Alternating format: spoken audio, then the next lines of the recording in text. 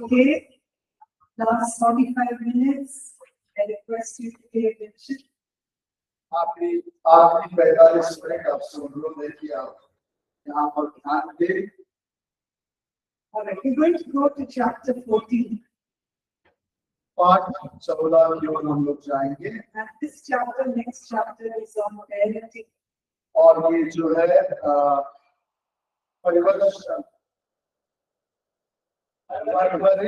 परवरिश के विषय में परवरिश।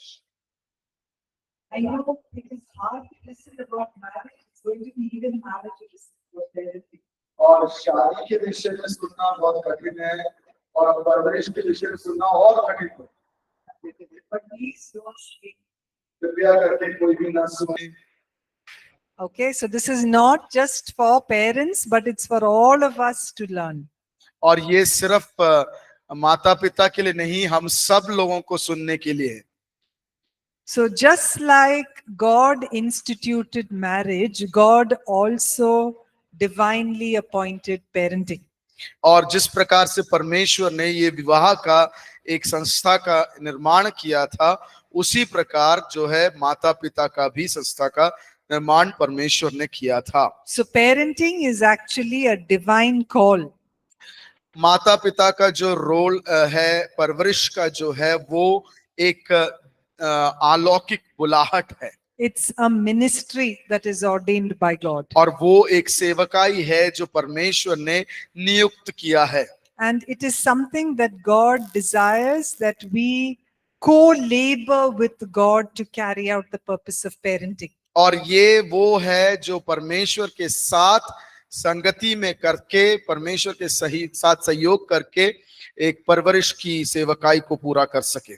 So the scripture teaches us that one of the purposes in bringing a husband and wife together is so that they can raise up godly children. और एक उद्देश्य जो है परमेश्वर ने परवरिश के विषय में इसलिए लाए हैं ताकि वो लोग जो हैं अपने बच्चे को परमेश्वर के हिसाब से आत्मिक रीति से बड़ा कर ला सके। So it is a God ordained activity. वो जो है परमेश्वर के द्वारा नियुक्त किया हुआ एक जिम्मेवारी है। And that's why we call it a ministry. इसीलिए हम जो है उसको एक सेवकाई के रूप में बुलाते हैं। So when you become a parent, आप जब एक माता पिता बन जाएंगे, it is the desire of God to embrace that calling.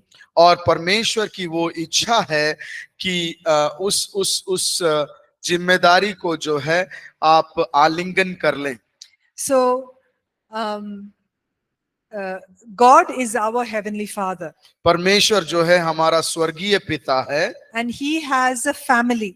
और उसका एक परिवार है। In heaven as well as on earth. वो स्वर्ग में और धरती में भी। And all of us belong to his family. और हम में से हर एक लोग जो है उसके परिवार के सदस्य हैं। So we receive his name, we receive his origin, we receive his identity. और हम उसकी पहचान, उसका नाम, उसका महिमा हमको भी मिलता है। And because we see God the Father, क्योंकि हम परमेश्वर को स्वर्गीय पिता करके देखते हैं, we as a parent are called to represent the heavenly Father. और इसीलिए हमें इसलिए बुलाया गया है कि हम स्वर्गीय पिता को प्रतिनिधित्व कर सकें। So Psalm 127 verse 3 says, भजन संगीता 127 का 3 कहता है, the children are an inheritance from the Lord. उसमें लिखा गया है कि बच्चे प्रभु की ओर से विरासत है। What does that mean? विरासत का मतलब क्या है?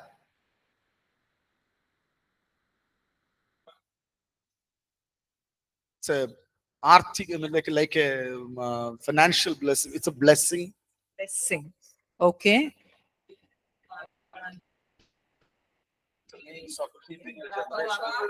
Correct. What does children are an inheritance from the Lord mean? परमेश्वर की तरफ से वो विरासत है, मतलब बच्चे परमेश्वर की तरफ से विरासत है करके वो सेंटेंस का अर्थ क्या है? विरासत है वो। You all have inheritances from your parents. आप सब लोगों के पास आपके माता पिता के पास से विरासत में प्राप्त किया है। What does that mean? उसका अर्थ क्या है? Your identity of your parents. आपके माता पिता का पहचान, That they have some maybe property, some heritage that is yours. और उनके पास कुछ धन संपत्ति होगा, जमीन जायदाद होगा जो आपका विरासत है, Right? It belongs to you. वो आपका है। So when the Bible says that children are an inheritance from the Lord, it means that children belong to the Lord. और जब हम देखते हैं कि प्रभु की ओर से वो संतान जो है, बच्चे जो है विरासत है, उसका मतलब है कि वो बच्चे जो है प्रभु के हैं। And that which means that God has loaned your children to you. और उसका ये मतलब है कि परमेश्वर ने जो है आपके हाथ में उनको ध्यान रखने के लिए दिया हुआ है। So they are a gift to you. वो आपके लिए एक उपहार है, They are not your own. आपका निजी नहीं है वो। You are just there as a steward. और आप सिर्फ जो है उसको पूर्ण करने के प्रबंधक के रूप में हैं। And that's why we should represent God the Father to our children. इसीलिए हमें परमेश्वर को हमारे बच्चों के प्रति दिखाना, दर्शाना है। So as parents, the aim is not to be perfect. और एक माता पिता के चलते पूर्ण होके या सिद्ध होना नहीं है, It is to be faithful. उससे विश्वास योग्य होना है। It should be our desire that our children are able to see God in us. और हमारी ये इच्छा होनी चाहिए कि हमारे बच्चे जो है परमेश्वर को हम में से देखें। So they should be able to see the Father's heart in me as a parent. मैं एक माता पिता होने के नाते एक पिता का हृदय, परमेश्वर पिता का हृदय मुझ में वो लोग देखना चाहिए। So how do we deal with our children? और हम किस प्रकार से अपने बच्चों के साथ कार्य प्रणाली करते हैं? So the way that God loves us is with unconditional love, agape love. और जिस प्रकार से परमेश्वर हमसे प्रेम करता है वो है बिना सार्थक के प्रेम। और वो है ठीक है अगापे, उसको वह शब्द इस्तेमाल किया गया है, agape Prem. So there is no limit, there is no condition to God's love for me and you. और मेरे लिए और आपके लिए उसमें कोई सीमा नहीं है, उसमें कोई दायरा भी नहीं है। And that is the kind of love we are to show our children. और उस प्रकार का प्रेम जो है अपने बच्चों के प्रति दिखाना है, That God kind of love. वो परमेश्वर के समान का प्रेम, That we love them at all times. कि हम हमेशा हर समय उनसे प्रेम करें। Not just when they get first rank in class. और उसी समय नहीं जब वो अपनी कक्षा में पहले स्थान पर आते हैं, Or that they do ministry in Sunday school. या फिर वो रविवार में संडे स्कूल में जो है सेवकाई करे। But we love them no matter what. और कुछ भी होने दो, उनसे हम प्रेम करते हैं। So we will look at some principles of how to be good parents. हम देखेंगे कि अच्छे माता पिता होने का कुछ सिद्धांतों। So the most important thing for your child as when they look at you as a parent is that they need to see you as a good role model. और जब आपके प्रति आपके बच्चे आपको देखते हैं तो वो आप में एक अच्छा प्रेरणा स्रोत देखना चाहिए। So a role model is someone who is a good example to them. और वो प्रेरणा स्रोत व्यक्ति इस प्रकार से होता है कि वो एक उचित उदाहरण देने लायक हो। So the role model must influence behavior, attitude, and even motivate good action. और वो जो प्रेरणा स्रोत व्यक्ति है वो एक अच्छा चरित्र व्यवहार और नजरिया दिखाना है। So for children, the first role model that they see, or the first heroes they see, are their parents. और पहला जो माता पिता बच्चों में जो पहला हीरो होता है या प्रेरणा स्रोत होता है वो है माता पिता। Okay, so as a parent, you are in a privileged position to influence your children. एक माता पिता के नाते आपको एक अच्छा मौका मिला है कि आप अपने बच्चों को अच्छी शिक्षण दे सको। So how can you be a positive influence to a child? और आप एक सकारात्मक रीति से उनके ऊपर छाप डालने वाले कैसे बन सकते हैं?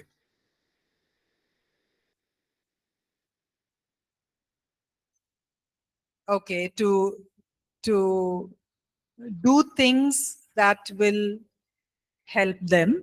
Okay, उस कार्यों को करना जो उनके लिए एक सहायक होगा। then और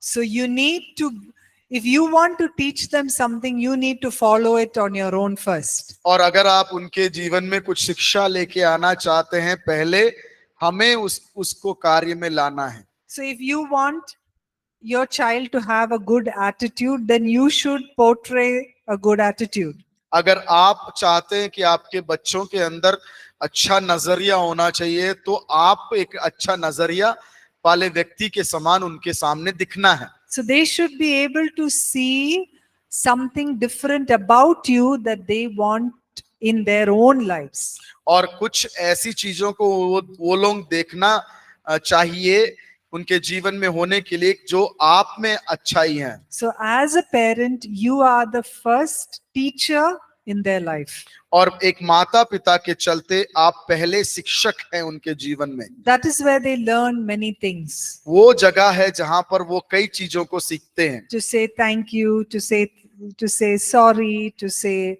welcome. कि वो आप में सीखे धन्यवाद बोलने के लिए, सॉरी बोलने के लिए, स्वागत है बोलने के लिए।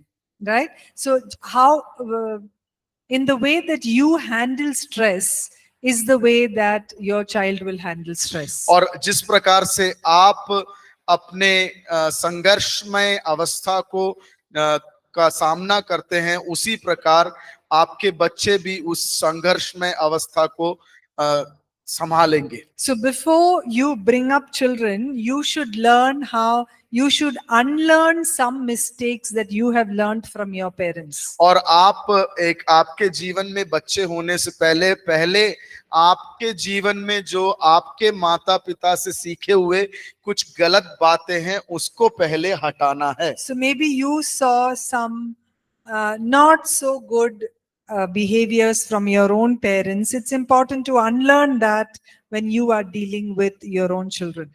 और कुछ ऐसे व्यवहार को आपने अपने माता पिताओं से देखा होगा जो सही नहीं था, लेकिन आप जब माता पिता बनते हैं तो उस गलत चीजों को जो वहां से सीखा है उसको आपके अंदर से बाहर निकालना है। Okay.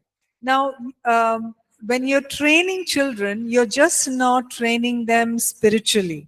और आप अपने बच्चों को जब परीक्षित करते हैं तो सिर्फ आप आत्मिक रीति से उनको परीक्षित नहीं करते हैं। You are teaching them other values, other principles, other disciplines in life. और जब आप उनको जीवन में से परीक्षित कर रहे हैं तो आप उनके जीवन में विभिन्न प्रकार के जीवन के मूल्य और अनुशासन को भी सिखाते हैं। So you are responsible for training them for life.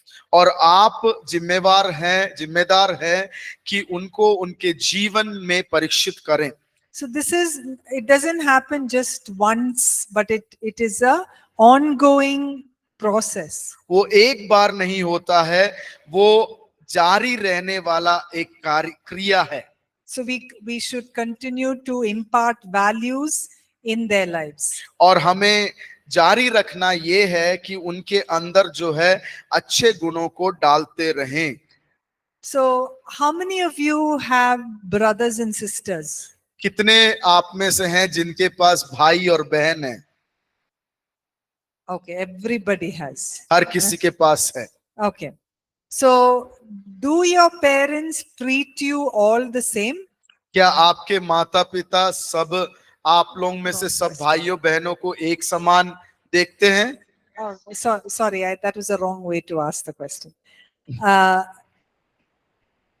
Do they think that you and your brother or your sister have to do or follow the same thing in life? क्या वो ये उम्मीद करते हैं माता पिता की आपके भाई हो या बहन हो एक ही तरीके का जीवन शैली को होना है? No. No. Maybe one of you are business minded, हो सकता है आप में से एक के जो है व्यापार मनोभावना रखने वाले हो or the other one wants to become an engineer.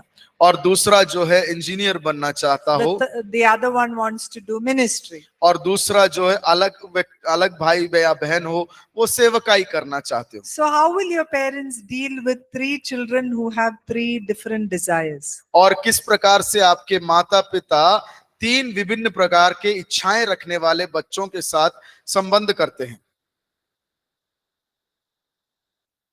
एक समान? In the Like same way. in the same way. In the same way. Acha, the others? और कोई सवाल कमेंट जवाब?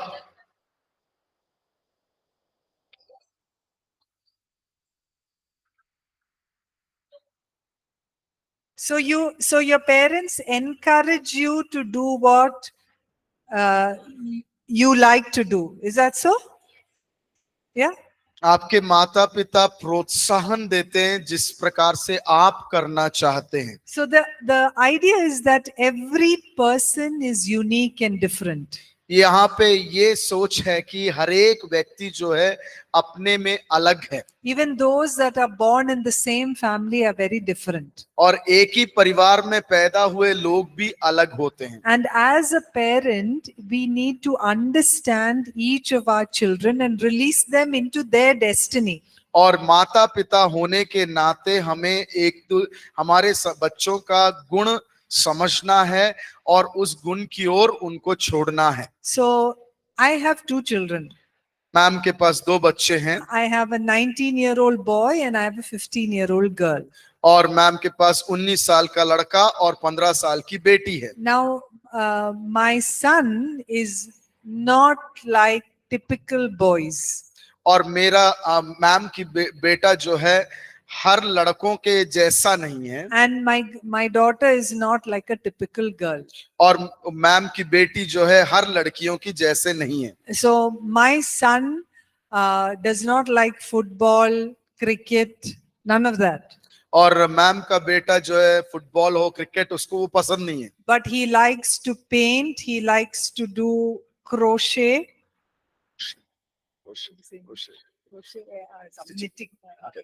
और मैम का बेटा जो है उसको जो है पेंटिंग करने का बहुत अच्छा लगता है और जो पिरोना है स्टिचिंग है उसका वैसे काम He likes to bake. उसको खाना बनाने में बहुत पसंद है। But my daughter likes to climb trees. लेकिन मेरी मैम की बेटी जो है पेड़ चढ़ने का इच्छा करती है। So because they are so different, क्योंकि वो दोनों अलग है, and if I were to have a certain prescription about how a boy or how a girl should be, अगर मेरे दिमाग में ऐसा एक सोच विचार होता कि किस प्रकार से एक लड़का होना है, किस प्रकार से एक लड़की होना है, then I will never release them into their destiny. और कभी भी मैं उनके भविष्य की ओर मैं उनको छोड़ नहीं पाती। But then I had to accept that they are very different and they have different interests. और मुझे ये स्वीकार करना है कि वो लोग अलग है करके they are different. And so that's what we are called to do as parents. और इसी रीति से हमें बुलाया गया है एक माता पिता के नाते। When you look at Psalm 127 verse 4, भजन संगीता 127 का 4 में हम देखते हैं, it talks about how children are like arrows. और उसमें लिखा हुआ है कि बच्चे एक तीर के समान है। What do you do with an arrow? एक तीर के साथ हम क्या करते हैं? You aim it, हम उस पे निशाना लगाते हैं। right? If you don't aim, where will it go? Back, अगर हम निशाना नहीं लगाएंगे तो वो कहां जाएगा? इधर उधर। right? So the Bible talks about arrows that need to be targeted. और परमेश्वर का वचन कहता है Sorry, aimed, not targeted, aimed. वो तीर जो है उसे निशाने पर लगाना है, So that they will reach the place that God has ordained for them. ताकि वो लोग वो तीर वहां पहुंच सके जहां पर उसको लक्ष्य की ओर रखा है। So before you aim, you should understand them as individuals. और उनको उस निशाने पर लगाने से पहले उनको वो जैसे हैं उनको उस प्रकार से समझना है। How do you understand children? हम बच्चों को कैसे समझ पाएंगे? हम बच्चों को कैसे समझ पाएंगे? Okay, by seeing their good? गुण गुण गुण। Good, okay. All right. Then, by talking to them, बातचीत करके, by observing them, उनको ऊपर ध्यान से देखकर, by asking them what they like. और उनसे पूछकर कि उनको क्या पसंद है। That's how you get to know your children. उस प्रकार से हम अपने बच्चों को जान पाएंगे। And that's when you engage that way, then they begin to, you can begin to guide them into their potential. और जब उस प्रकार से हम उनके साथ जुड़ते हैं तो उनके जो अच्छाइयां हैं, उनके गुण को है हम समझ पाएंगे। Okay? ठीक है? All right. Now, it's important to learn how to grow up with your children. और ये बहुत जरूरी है कि हम जाने कि हम अपने बच्चों के साथ कैसे बढ़ें। Now, children go through many stages in their lives. और बच्चे जो है अपने बढ़ने के समय पे विभिन्न चरणों से गुजरते हैं। Initially, they are babies. पहले वो लोग बच्चे हैं, शिशु हैं। They go to preschool. वो लोग स्कूल में जाते, मतलब Preschool. Pre school. नए बच्चे नर्सरी में जाते हैं। Then they go to middle school.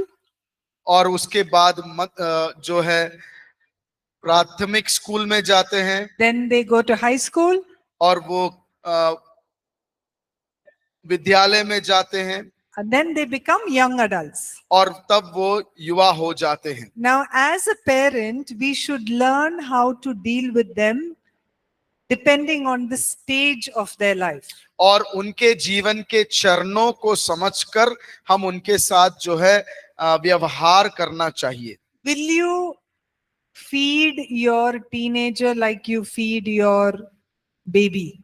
जिस प्रकार से एक शिशु को हम खाना खिलाते हैं, क्या उस प्रकार से आप एक कुमार अवस्था में वाले एक बेटा या बेटी को खिलाएंगे? हाँ या ना? नहीं. All right. Or will you make decisions for your young adult like how you make this? You're crossing the road. You will hold your teenager's hand and cross the road like how you hold your infant. Will you do that? जिस प्रकार से आप अपने एक बच्चा जो शिशु है, छोटा है, बालक है, उसके साथ रास्ता पार करने के वक्त हाथ पकड़ के चलते हैं, क्या अपने जवान युवक जो बेटा या बेटी हो उसका हाथ पकड़ के रास्ते को पार करेंगे?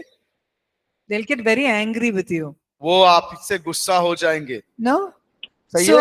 So as a parent, we should learn how to engage with our children. और हम एक माता पिता होने के नाते हमें बहुत ध्यान से किस प्रकार से उनके साथ कार्य करते हैं देखना है। When they're very young, they are like you take care of them, you play with them, you guide them. और वो जब बहुत ही छोटे होते हैं उनका मार्गदर्शन करते हैं, उनके साथ खेलते हैं। But when they become teenagers, you you participate a lot more with them. और जब वो किशोर अवस्था में वो आ जाते हैं, उनके साथ ज्यादा से ज्यादा हम सहभागी होते हैं। You should encourage them to do things on their own rather than doing things for them. और उनको ये प्रोत्साहन देना है कि वो अपने आप से सारा काम करें, ना कि हम उनके लिए काम करके दें। So, or even as they grow up as adults, help them to make their own decisions. Don't spoon feed them with every decision. और जब वो युवक अवस्था में आ जाते हैं, उनको अपने से निर्णय लेने में प्रोत्साहित करें, ना कि उनको चम्मच से जैसे खिलाने की अवस्था हो। Right? So, the way that you as a parent deal with them changes. और जिस प्रकार से हम उनके साथ व्यवहार करते हैं, वो बदल जाता है। I have a couple of words for teenagers. How you bring up teenagers. और किशोर अवस्था में लोगों को के विषय में कुछ शब्द है कि किस प्रकार से हम उनको बढ़ाकर लेकर आ सकते हैं। Please don't treat them like babies. और उनको जो है शिशु के तरह ना ध्यान दें। Treat them as people, as children who have opinions, who have ideas, who have thoughts. और उनको इस प्रकार से देखें जिनके पास अभिप्राय हैं, जिनके पास सोच विचार हो। They may, their opinions may be different from yours. आपके विचार धारणाओं से उनके विचार धारणाएं अलग हो सकते हैं। But you must get into conversations with them to help them. और आप उनके साथ वार्तालाप में होना है ताकि आप उनकी सहायता कर सके। Don't be a punishing parent to your teenage children. और तुम्हारा किशोर अवस्था वाले बच्चों के प्रति हमेशा दंड देने वाले बच्चे के समान ना बने। Okay, I have few pointers of how we can discipline children. और कुछ सूचियां हैं, अंक हैं, जिसके द्वारा हम जान सकते हैं कि किस प्रकार से उन अपने बच्चों को हम अनुशासित कर सकते हैं। I'm interested to know how were you disciplined as a teenager. और मैं ये रुचि रखती हूँ जानने के लिए कि आप जब एक किशोर अवस्था में थे, तो आपको आपके माता पिता किस प्रकार से अनुशासित करते थे। Belt is to get stick beating. Vadiyadi. Okay. Then girls? Huh? As a friend.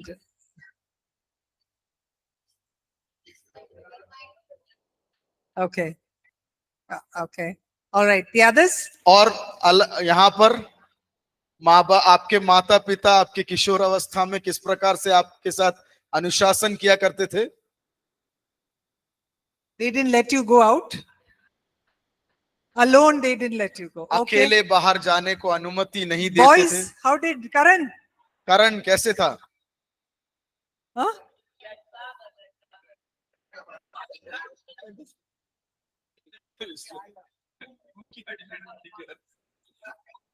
You were that naughty? उतने शरारती थे क्या? Okay, then others? Huh? Ban? Close in the room. They Close used in to the be room. closed.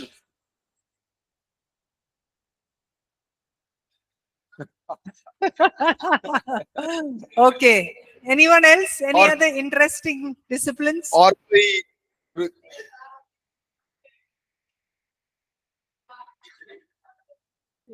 Wire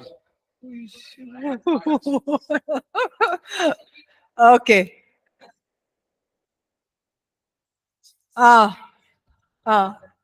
Okay. All right. thongs with the thongs. Okay. So, how do you want to discipline your children? Same way? आप किस प्रकार से आपके जब बच्चे होंगे तो किस प्रकार से आप अनुशासित करना चाहते, इसी प्रकार से? Then नहीं तो which is that? वो क्या? What is that? वो क्या है? प्रभु के वचन से बात करना. Car Okay. से बात करना। Okay. What if he's naughty? What will you do? शरारती हो तो?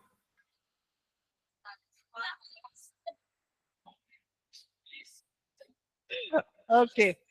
All right, girls. How will you want to discipline your children? आपके जब बच्चे होंगे तो किस प्रकार से आप उनको अनुशासित रखना चाहेंगे? हाँ, लटका के मारेंगे?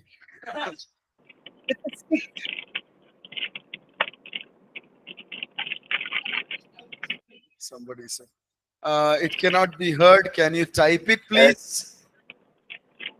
सर कभी कभी मारना पड़ेगा. Sometimes you have to give thrashes. Thrashes. Okay. कभी कभी मारना पड़ेगा. Okay. So, बोलिए. स्टिक पकड़ना पड़ेगा. कभी कभी वो वचन में रहता ना, वचन में एक बात रहता है, स्टिक पकड़ना पड़ेगा कभी कभी. Yes.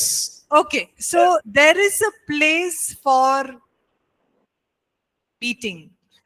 एक जगह है जहां पर स्थान है जहां पर हमें उनको मार के अनुशासित करना है. Especially for, सुन लीजिए बात जो कर रहे हैं. listen. For especially for younger children till around 7, 8, 9 years.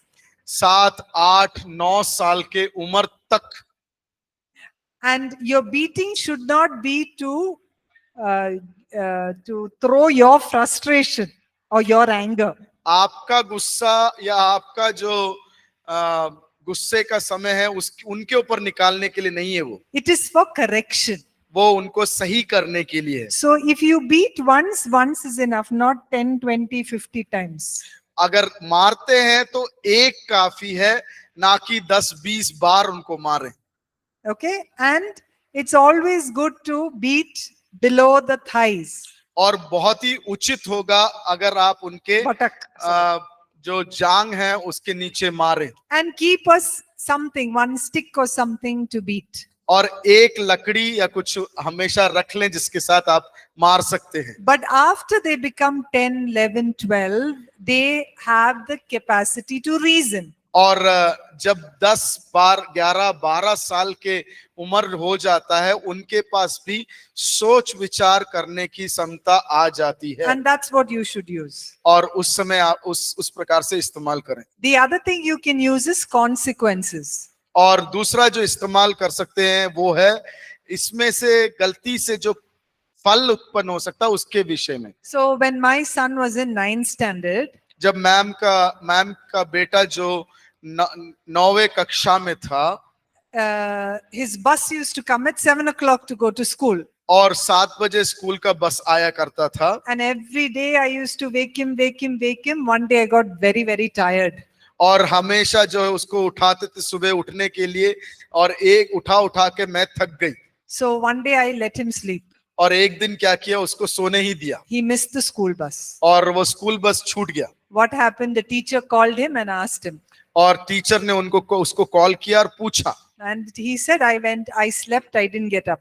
और टीचर से बेटे ने जवाब दिया, मैं सो गया था, उठ नहीं पाया. And in this school, the parent has to write why a child didn't come to school. और उनका स्कूल में ऐसा था कि वो माता पिता लिखना है कि क्यों वो बच्चा उस दिन नहीं आ पाया. So I said, I'm trying to teach my son a lesson, and so I didn't wake him up, and that's why he didn't come. और मैम ने ये उसके डायरी में लिख के भेजा, मैं अपने बेटे को अनुशासित करने की में हूँ, इसलिए मैंने उसको जगाया नहीं, उसको सोने दिया. From that day, he woke up on his own. और उस दिन के बाद से वो अपने आप से उठ जाता था. So that's what you use consequences to teach things. और इसी प्रकार से हम जो है इस रीतियों को इस्तेमाल में ला सकते हैं. So your discipline should be a time of learning.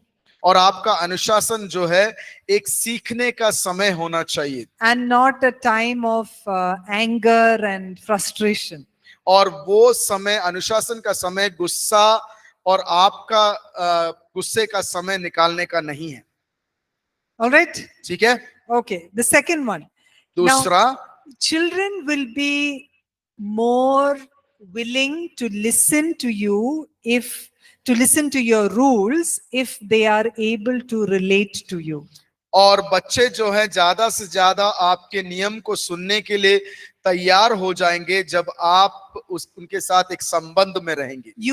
They obey you because they love you. वो लोग आपकी बात को इसलिए मानते हैं क्योंकि वो आपसे प्रेम करते हैं। Just like how you want to obey the Lord because of your love for Him. और जिस प्रकार से आप परमेश्वर की बातों को आज्ञाकारी होना चाहते हैं क्योंकि आप उससे प्रेम करते हैं। So similarly, build a relationship with your children, and when you do that, then they will be willing to obey your rules. और उसी प्रकार आप अपने बच्चों के साथ एक रिश्ता बनाएं, तब वो आपकी बात को सुन लेंगे। So their obedience must come from a desire to please you, than from fear. और उनका आज्ञाकारिता जो है उस क्षेत्र से आना चाहिए जहां पर वो आपको खुश करना चाहे, ना कि डर के अंदर से। Okay. Another method is, as your children grow up, give them more responsibility and freedom. और जैसे आपके बच्चे बढ़ते जाते हैं उनको जिम्मेदारियां दे और उनको छूट भी दे। Allow them to do some things on their own. और कुछ अपने में ही करने में उनको अनुमति दे। Explain some of those boundaries and let them learn to do certain things. और उनको उस विषय के बारे में जो सीमाएं हैं उनको वो समझा के दें और वो अपने आप से करने दें। Because that's the only way that you can help them to become mature and responsible. और उसी प्रकार जो है उनको आप परिपक्व बनाने में सहायक हो सकते हैं। You don't push them into a difficult situation when you have not trained them earlier. और जब आपने पहले से ही उनको परीक्षित नहीं किया है, उस किए बिना उनको एक दुविधाजनक स्थान पर उनको छोड़ नहीं सकते। Okay. Another important thing about discipline is both the parents need to be in agreement. और दूसरा जो अनुशासित करने का तरीका है कि दोनों माता और पिता उस विषय पर सहमत होना है। If the parents are not in agreement, what will happen? अगर माता पिता एक बात के ऊपर अगर सहमत ना हो तो वहां पर क्या होगा, बताएं क्या होगा? हाँ, समझ नहीं आया। झगड़ा, क्वारलिंग। किसके साथ झगड़ा?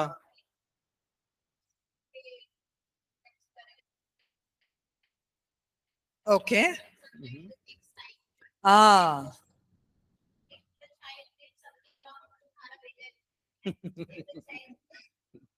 Okay, so the child learns to take sides with the parent, with one of the parents that do things for them.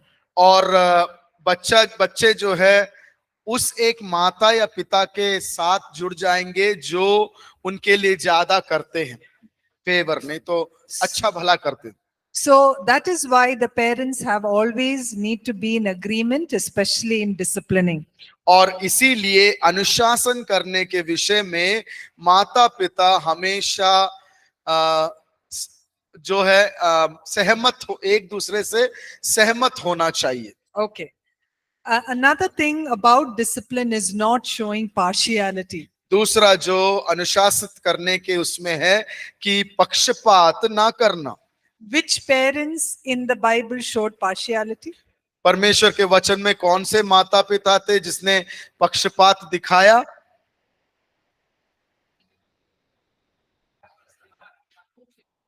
Isaac, Jacob,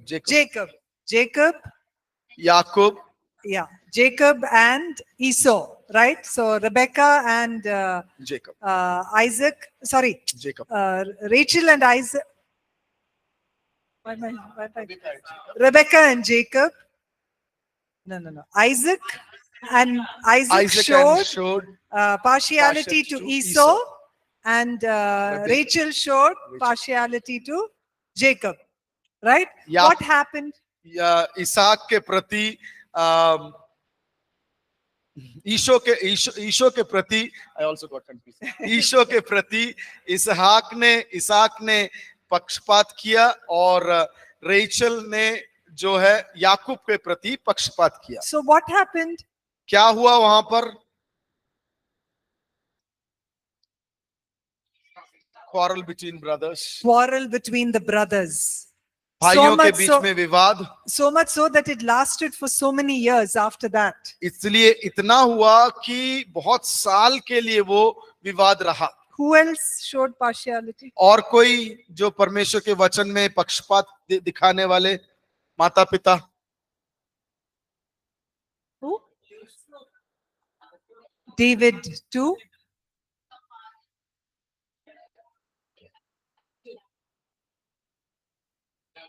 हाँ, Jesse and David. Okay. David was not favored by God, others Okay.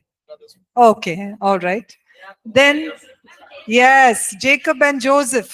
याकूब और Yusuf. So you see how sometimes what we do can go through our generations. और कभी कभी जो काम हम करते हैं वो पीढ़ी दर पीढ़ी आगे जारी होता है, And it becomes like normal, and then there is a whole lot of trouble as a result. और वो जो है एक साधारण होता है, हो जाता है, और वो बहुत सारे परेशानियों को उत्पन्न करता है। Okay? All right. Another important thing in discipline is to ensure that the minute you see something wrong, handle it then and there. और दूसरा जो अनुशासन करने के उसमें आता है कि अगर कोई चीज हम देखते हैं उसी पल उसको उसका समाधान लेकर आ जाए। What do we see about David and his son Absalom? अब्सलोम और दाऊद के विषय में हम क्या देखते हैं?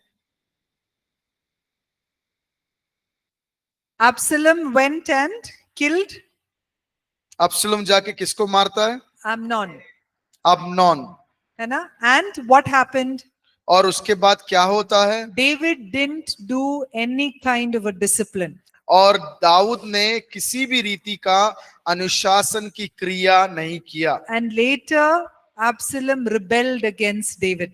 और अंत में दाऊद के खिलाफ में अब्सलोम ने विरोध किया। So David did not address a problem when it happened. और जब एक परिस्थिति हुआ तो दाऊद ने उसके बारे में कुछ भी नहीं किया। So never ignore a wrong behavior or a problem in your children. और कभी भी एक गलत अवस्था या गलत बात अपने बच्चों में जब देखते हैं तो उसको ना देखा ना करें। Always address it lovingly. और हमेशा जो है प्रेम के साथ उसका व्यवहार करें। Okay. At the end of the discipline, always bring closure with love. और अंततः प्रेम के साथ समापन करें। And let your child know that they are secure in you. और अपने आपके बच्चे ये समझ जाएं कि आप में वो सुरक्षित हैं। One of the important things for a parent is to instruct children in obedience. और एक बहुत ही महत्वपूर्ण बात यह है कि माता पिता उनको प्रेम में अनुशासित करें। When we teach them to obey us, we are also teaching them to obey God. और जब हम उनको आज्ञाकारिता में सिखा रहे हैं तो वो उनको परमेश्वर के प्रति भी आज्ञाकारी होना सिखा रहा है। So children should know that there is a structure of authority in the house. और बच्चे ये समझना जरूरी है कि एक अधिकार का पद परिवार के अंदर है। And it is a blessing to submit to that authority and that structure. और उस अधिकार के अधीन होना एक अनुग्रह है, कर बच्चे समझना जरूरी है। So when they are obedient to you as a parent as well as to that structure, they are positioning themselves for a blessing. और जब वो समझ जाते हैं उस अधिकार को और उसके अधीन होते हैं तो उसमें वो लोग इस स्थान पर पहुंच जाते हैं जहां पर वो अनुग्रहित हो जाते हैं। So use God's word to train them in wisdom and understanding. और परमेश्वर के वचन को इस्तेमाल में लाएं ताकि उनको सही रीति से परीक्षित किया जाए। And guide them to make right choices and decisions. और उनको अगुवाई करें, मार्गदर्शित करें कि वो सही निर्णय ले सकें। Okay? ठीक है? All of you are ready to become parents? आप में से सब लोग माता पिता बनने के लिए तैयार हैं? Yes. Okay. First get married, then be parents. और पहले शादीशुदा हो जाए, वैवाहिक हो जाए, उसके बाद माता पिता बनना। Okay. Any questions? कोई सवाल? अभी आज जो अध्याय पढ़े हैं उसमें से कोई सवाल? 11, 13, 14 इन 3 अध्याय में से, पाठ में से अगर कुछ सवाल है तो कृपया पूछ लें।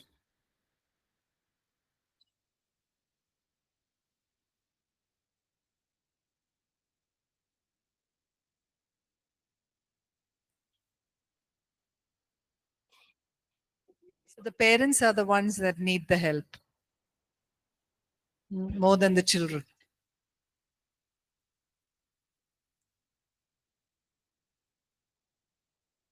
Everybody's tired? सब लोग थके हुए हैं? I am tired. मैं थकी हुई हूं। Okay, who'd like to pray? कौन प्रार्थना करना चाहेगा? हाथ उठा लें। अंतिम प्रार्थना इस क्लास के लिए प्रार्थना कीजिए। धन्यवाद करते हैं स्वर्गीय पिता, हम तेरे नाम की स्तुति करते पिता। हम सभी मैम और सर को तेरे सम्मुख लेके आते हैं पिता यीशु के नाम से। आज के पूरे सेक्शन प्रभु, पूरा पढ़ाई प्रभु सुबह से लेकर अभी तक संभाल के रखा, इसके लिए आपका लाख लाख करोड़ों में धन्यवाद करते हैं पिता। प्रभु मैं धन्यवाद करती हूँ कि आज जो सिखाया गया पिता सब्जेक्ट माता पिता और बच्चों के विषय में, पति पत्नी का रिलेशन, प्रभु सबसे प्रभु पिता परमेश्वर हमें डीप में लेके गया, तेरी आत्मा अगुवाई किया प्रभु। हम सुनने वाले नहीं परंतु सुन के उसे पालन करने वाले बनने पाए परमेश्वर। हम सबको आशीष दे खुदा। हम धन्यवाद करते हैं। यदि ऐसा कोई स्वभाव है जो हमारे अंदर प्रभु जो उसे पूरा नहीं हो पा रहा है, तो प्रभु सारे गलत स्वभाव को प्रभु यीशु के नाम से पिता निकाल दीजिए।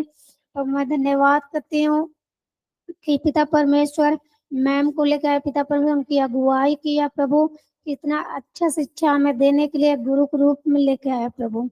मैं धन्यवाद करती हूँ उनके लिए भी पिता परमेश्वर, सर के लिए ट्रांसलेट जो कर रहे हैं परमेश्वर, उन्हें भी संभाल के रखा प्रभु, हमारे बीच में लेके आया, उनके लिए भी आपका बहुत बहुत धन्यवाद करते हैं। सब समय के लिए धन्यवाद करते हैं, सभी के लिए धन्यवाद करते हैं। हमारे बीच में आप रह के सिखाए, आपकी उपस्थिति के लिए धन्यवाद करते हैं। सारा आदर गौरव मेहमान आपको देते हुए प्रार्थना उद्धार करते हैं यीशु मसीह के नाम से मांगती हूँ, दया सुना और कबूल करे पिता, आमीन।